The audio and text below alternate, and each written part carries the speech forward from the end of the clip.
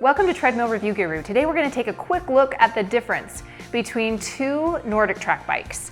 We have the NordicTrack Grand Tour Pro and the NordicTrack Grand Tour. These are two bikes that are in the Grand Tour series, and they're sister bikes. As you can see, they have very similar frames and a lot of similar features. So let's take a look at the similarities and then we'll compare the differences.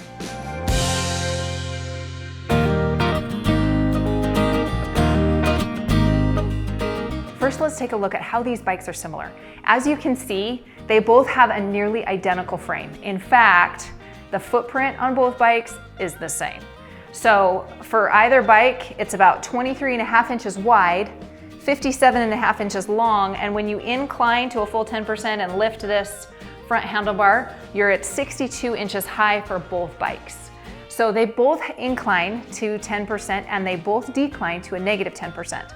They both have 4 adjustment points, which means that on either bike, you can lift and lower the seat as well as slide it back and forth. You can also lift and lower the handlebars as well as slide them back and forth. Both bikes include 3-pound weights that rest right here on the front handlebars, and both bikes have 3 different areas where you can adjust both incline and resistance. So they're very similar in a lot of ways. They both have very comfortable wide seats, pretty sure it's the same seat, and they both have very wide pedals that will work with any athletic shoe so that any person can ride the bike. I also checked the geometry. When the seat is raised all the way up and the handlebars are raised all the way up, both bikes have the same geometry. So they drop to about 35 inches and they raise to about 47 inches. And similar for the handlebars, I think they drop to about 35 inches and raise to about 43.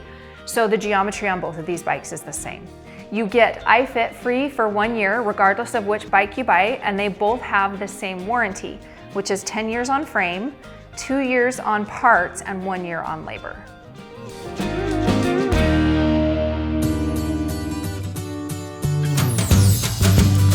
Okay, let's take a look at the differences. There's a few differences between these two models. So the Grand Tour is a little less expensive. And as you can see, it only has a 7-inch touchscreen, and that's measuring from corner to corner. The Grand Tour Pro has a 10-inch touchscreen. And just looking from right here, you can see what a difference the size of that touchscreen makes.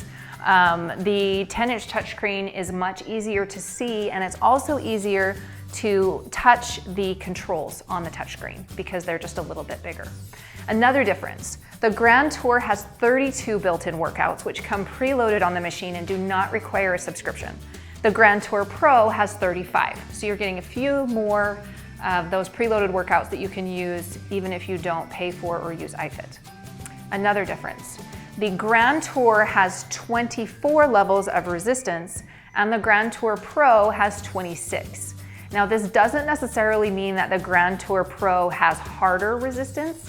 At the top, max resistance is very similar, but what it means is those resistance levels are slightly smaller increments so that you get a little bit more of a customizable resistance load on the Grand Tour Pro because you have more options in there as opposed to the Grand Tour. Aside from that, they are very similar. The frame, as I mentioned, is nearly the same. However, the Grand Tour Pro does advertise a max weight of 375 pounds, whereas the Grand Tour is listed as only supporting 350 pounds. Why the difference in weight support, we're not really sure. The frames are very similar. However, that is one other difference that NordicTrack mentions between these two bikes.